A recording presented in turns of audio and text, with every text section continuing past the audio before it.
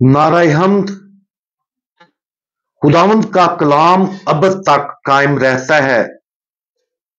ये वो कलाम है जिसकी खुशखबरी तुम्हें दी गई है। आज हम मुकद्दस मरकस की अंजील, उसका 9वां बाब और उसकी 13 और 14 आयात पर ध्यान ज्ञान करेंगे। और आज हम आगे बढ़ना इसके बारे में सुनेंगे। और जब वो शागिर्दों के पास आया तो उनके गिरदा गिर्द एक बड़े हुजूम को और फकीयों को उनसे बहस करते देखा। और फौरन सब लोग यीशु को देखकर नहायत हैरान हुए और डरे और उसकी तरफ दौड़कर उसे सलाम किया। आज की अंजील मुकद्दस के शुरू की ये आयत नाकाबिल यकीन जलाल के तजर्बे से एक ऐसी तब्दीली को जाहिर करती है जो बहुत अफसोसनाक है।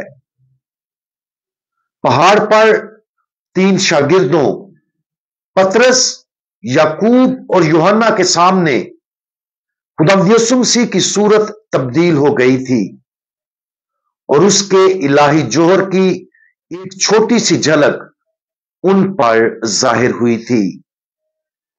तीनों शागिर्द खुशी और हैरत से मगलूब हो गए, लेकिन जब वो पहाड़ से नीचे आए तो फौरन ही उनकी फकीयों और लोगों के साथ बहस शुरू हुई। इस बहस का तल्लुक एक ऐसे आदमी से था जो अपने बेटे को खुदावंद यीशु मसीह के शागिर्दों के पास शिफा याबी के लिए लाया था। लड़के को बचपन से ही गूंगी और बहरी रूह ने जकड़ा हुआ था और शागिर्द बदरू को उस लड़के में से निकालने से कासिर थे। मजीद ये कि फकी उस सारी सूरत हाल पर तनकीद करते नजर आते हैं और उस लड़के के बाप में ईमान की कमी नजर आ रही है। खुदावंद यीशु मसीह ने उन सब को जवाब दिया, आए बेइत्काद पुश्त, मैं कब तक तुम्हारे साथ रहूंगा? मैं कब तक तुम्हारी बर्दाश्त करूंगा? इसे मेरे पास ले आओ। जब लड़के को खुदावंद यीशु मसीह के पास लाया गया तो यीशु ने लड़के के लिए 2 काम किए।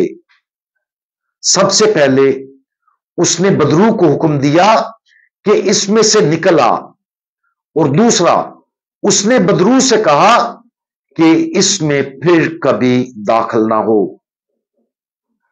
अगरचे हम इस हवाले से बहुत कुछ सीख सकते हैं, लेकिन खुदावंद यीशु मसीह के इस 2 हुक्मों पर गौर करना चाहिए। यकीनन लड़के को उस बदरू के कब्जे से आजाद कराना अहम और जिंदगी बदल देने वाला था, लेकिन रहम का यह अमल बिलाखिर सानहे में खत्म हो जाता अगर बदरू खुदावंद यीशु मसीह के जाने के बाद लड़के में दोबारा दाखिल होती। लिहाजा दूसरा हुक्म बदरू को फिर दाखिल होने से मना करना बहुत बड़ी रहमत है। इससे हमें एक चीज सीखनी चाहिए कि बुराई पर काबू पाना ही काफी नहीं है।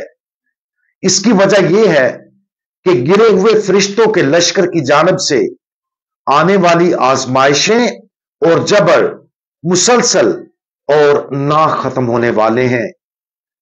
अक्सर ऐसा होता है कि एक बार जब कोई शख्स किसी शैतानी असर और किसी गुनाह से आजादी पा लेता है तो वो बाद में उस गुनाह में वापस आ जाता है, क्योंकि वो सुस्त हो जाता है।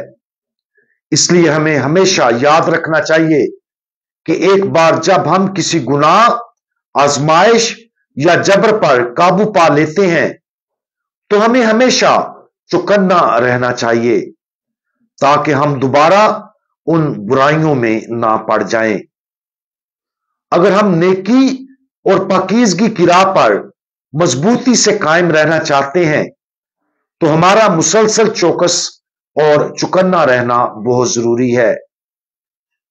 आज किसी भी आजमाइश पर गौर करें जिसे हमने बर्दाश्त किया है और उस पर काबू पा लिया है और दोबारा उस आजमाइश में गिर गए हैं।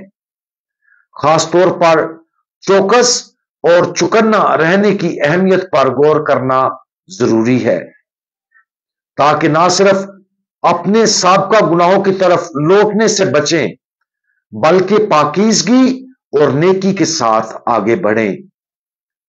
शैतान अपने कामों से कभी बाज नहीं आता, लेकिन खुदा अपनी शफकत और फजल में उससे भी ज्यादा बढ़कर है।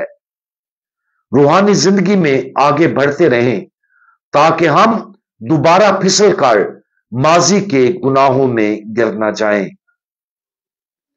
हम दुआ मांगें। हमारे जलाली खुदावंद, हम आपकी तरफ इत्माद के साथ रुजू करते और इल्तिजा करते हैं कि आप ना सिर्फ हमें उन गुनाहों से निजात दिलाएं जिनके साथ हम जद्दोजहद करते हैं, बल्कि ये कि आप हमें उन गुनाहों से आजाद होने के बाद उनकी तरफ पलटने से भी महफूज रखें। हम हमेशा आपकी तरफ आगे बढ़ें और अपने ईमानी सफर में कभी सुस्त ना हो। खुदावंद यीशु मसीह, हमारा भरोसा आप पर है। आमीन।